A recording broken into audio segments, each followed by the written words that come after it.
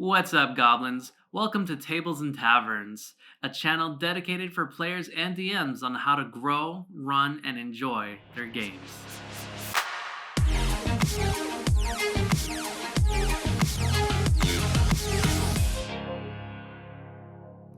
My name is Chris, and I've been playing D&D 5e for about 10 years.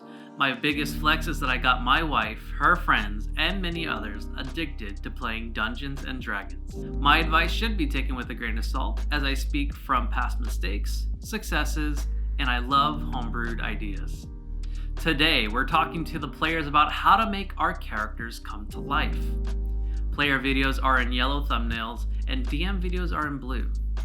Back when I was a new player around 10 years ago, I remember I was so excited to play my new character, so I googled how to make my character more interesting. And I found YouTube videos and Pinterest boards about 50 questions to answer for a complete character. Enthusiastically, I wrote everything down and submitted a backstory that was so detailed it became a short, boring novel. It included every detail from their family history to their favorite color, down to every single hair follicle on their body.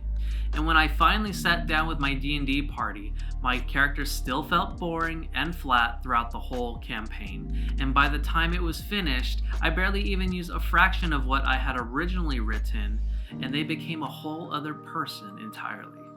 Could the DM have used my backstory to make it more relevant to the plot of the campaign? Sure, but at the time I didn't have the skills or the experience available to make the character work. So after many years of playing many different characters, I wanted to share my tips on making our characters feel alive. So let's dive into how to make our character not only come alive, but to be unforgettable as well. In this video, I will be sharing some points for the players who have very little to no experience in role-playing or creative writing, but I'm sure that the experienced players will get something out of this as well. Now, when it comes to our character, preparation is always good, but what really makes them shine is our delivery. Now, our backstory is like a pizza. It can be perfectly made with every bit of it being an amazing ingredient, but if it isn't properly delivered, maybe it was thrown around or dropped on the floor, then what good was all the prep work? What good is a perfect pizza or a backstory that is completely smashed and mangled? These general tips will help us with the delivery of our characters so that they can come to life at the table. Now, what I would do with these general tips is I would write them down on a flashcard or scratch piece of paper. That way you can refer to them as you play. Now, why do we write this on a flashcard? Well, to me, it's just easier to refer to a flashcard than it is to refer to your whole backstory or the mini novel that you wrote. So here we go. Tip number 1, fast, slow, high, low. This tip is for players who feel that they just can't do accents or impersonations and feel maybe a little embarrassed to try. The good news is that you don't always have to have an amazing accent for your character to come to life. Oftentimes, just changing the frequency and the speed of your voice will do the trick. If I were to make a human fighter, let's just say his name is Hank, what would his voice sound like? So imagine we have a graph. We have fast and slow, and we have high, and we have low. And these are the directions our voice is going to be heading when we try out these different character voices. So if Hank needs to say, "I need healing," let's try to say that in low, slow. "I need healing." All right, low and fast. "I need healing." High and fast. "I need healing." And high and slow. "I need healing." Now, some of you out there may have noticed, well, wait a second, you just kind of added a little bit of an accent in there, and I'm not really good at accents. And to that I say, I'm sorry, it's just what naturally comes out when my voice is stretched into these different directions. You know what? And I'm sure that you'll also be surprised with what you come up with as well. But even using your regular voice and moving it in these different directions will get the job done. So on my flashcard or character sheet, but I do prefer flashcard, I'm going to be writing down low and slow. And for the more experienced players out there who can do accents well enough, Write down what type of accent or impersonation you envision for their character. In Hank's case, I'm going to write down low, slow, and western. So here's the thing. Adding the speed and frequency before the accent helps set the framework in our mind before we start speaking. Tip number 2. Say something, do something, otherwise known as react to everything. So, how do we make our character feel alive? Well, we've got the character's voice in the back of our mind. Now, what about their personality? How does that come through? Well, let me ask you this. How can we tell that something is alive? Simple. We poke it with a stick. If I were to poke a dead body with a stick, it shouldn't yell at me, it shouldn't attack me, and it shouldn't try to convert me to a cult. However, in D&D that does tend to happen, I mean in our reality. And in our reality, it shouldn't react. But if I were to poke my wife with a stick, she'd probably take that stick out of my hands and break it over my face. That's how she would react. If you were to poke me with a stick, I would just politely ask you to stop, because that's how I would react. So, what's my point? Well, when the DM pokes your character or provides your character with information, do they do nothing like the dead body? Or do they react in a way that's unique to them? When they react, that's how we know that they've come to life. But the way that they react is what makes them unique. For instance, when an enemy attacks you, you can hurl an insult at them. You can commend them on their technique for hitting you. When an NPC is described, you can remark about how they remind you of someone from your past. And keep in mind, not all reactions have to be verbal. For instance, you can lick the blood off of your lips after being punched in the face. You can lift up an NPC's arm and smell their armpit for an armpit check. I don't know. Every piece of information is an opportunity for your character to come to life. Now, my warning for this would be to pick your moments wisely. You do not want to steal someone's thunder. Now, let's say your fellow player's whole motivation for living was that one day they would be reunited with their mother, and that finally happens. Please stay out of it. But if that player is not really reacting to that special moment, that's when you can kind of give yourself permission to chime in and set them up to have this really big moment. You can ask them, hey, are you okay? We just found out your mother abandoned you as a baby for some concert tickets. If you need to talk, I'm here for you.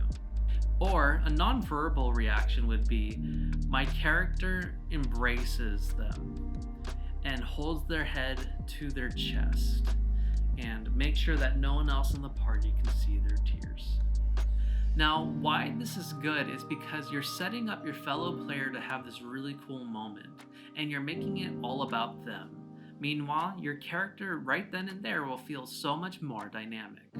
Here we go, tip number 3, love, hate, dream, and secret. So, we have our character's voice, we've made them more reactive and lively. Now, let's develop who they are at the table. Now, going back to the Pinterest boards and YouTube videos that prompt you to have these millions of questions to answer for your character, you can go ahead and do those, if you really feel that they are inspirational and they help you. But for those who would prefer a more streamlined method and pragmatic use at the table, I really do suggest this instead. Write down what they love, hate, a dream that's worth dying for, and a secret that only you and the DM know. And for each of these, react to them 10 times the amount that you normally would. If the DM mentions something that your character loves, react to it 10 times more than you actually would.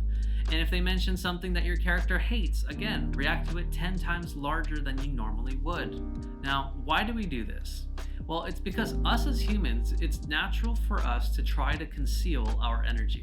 Oftentimes we're thinking about what is the next puzzle we're going to encounter. Is this NPC going to betray us? And oftentimes we're thinking of strategies and we're not really present in the moment. And so oftentimes we think we're giving it 100% of our energy, but in reality we're only showing maybe about 10%. So that's why when we react, it needs to be 10 times larger. Let's start with love. What does your character love? This may be an easy one to start with, once you start thinking what could they love outside of combat and adventuring. But if you want to go more in depth, what do they secretly or desperately want or want to be part of? Do they love poetry? Do they love fancy boots? Do they love dancing? Do they love shiny things? After you decide what they love, make sure that when the DM brings it up, you react to it 10 times more than you naturally would. Well, some of you may be asking, what if my character is more of a strong, stoic type and they're not really gushing about what they love? Well, easy. You can have them love a book, a cup of tea, and some peace and quiet. That way, when there's a library in the town or whatever situation that you're in, your stoic character could be like, yeah, I'm going to be gone for a couple of hours, and if any one of you for any reason decides to bother me, I will kill somebody. And if you feel a little left out of the action because you've effectively removed yourself from the party, create some action. Have your character talk to the pretty girl that's in the fiction section. You can research your current predicament. And remember, a library scene doesn't always have to be quiet.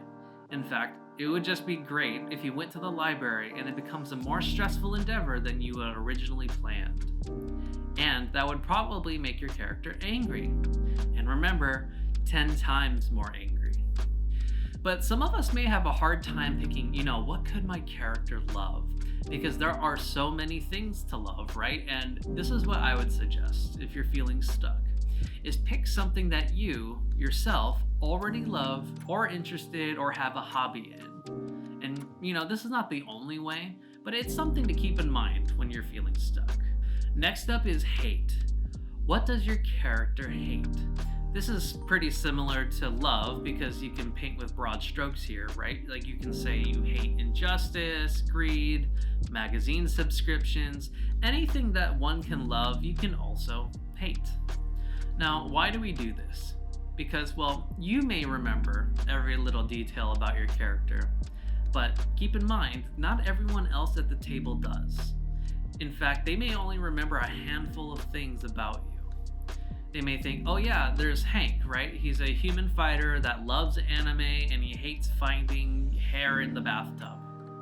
And maybe they remember a couple of things here and there, but the rest of the party is preoccupied with their own characters too. And once they're preoccupied with their characters, it becomes harder to thoroughly understand yours. Keep in mind, when it comes to love and hate, keep it simple and remember to react to it 10 times larger. Moving on now to dream, or a dream worth dying for. This one right here is probably the most important, because you need to have a character that has some sort of need or desire to adventure. A really great example of this is One Piece. Each character has a very strong need to adventure and a dream that is definitely worth dying for. So if you need some inspiration, check out One Piece. Now, adventuring is a high-risk, high-reward occupation. This tip goes out to players who want to play as blacksmiths and artificers because you have to have a really good reason why you need to leave your occupation. Let's say Hank is a baker, and his only goal in life is to bake the best pies in the world. Well, in order to achieve that goal, Hank needs to stay pretty much only in the kitchen and bake pies every day until he gets recognized. He doesn't need to be frolicking around in a dungeon, potentially getting his hands cut off. But if Hank is the baker and the lord of his town decides to raise taxes so high that his friends and family would starve to death, then he would have a pretty good reason to go on that adventure, or at least kill the lord of the town. So Hank may still have this lofty dream of becoming the world's best baker, but it may never happen if he doesn't get enough gold and fast. So why do we need an adventuring motivation? Well, because it tells us where our adventure starts and where our adventure ends. I really love either in fiction or in D&D when characters have finally made it to their adventuring goal and they've decided, hey, I don't need to be in the party anymore. Well, we killed the evil lord of the town and taxes are back to normal. Guess I'll go back to my family and become the world's best baker. Is a perfectly good ending to Hank's story. I wouldn't blame Hank if he doesn't want to go into a crypt and fight off the undead. After all, he already finished his goal. He doesn't really have to go into that crypt anymore. He got what he wanted and he can live a happily ever after. However, if Hank decides that he can do so much good out in the world and help out other corrupt towns like his motivation for adventure could change. Then the saga continues. Both are acceptable options, and better yet, you have a better understanding of who they are throughout the entire campaign. And finally, secret.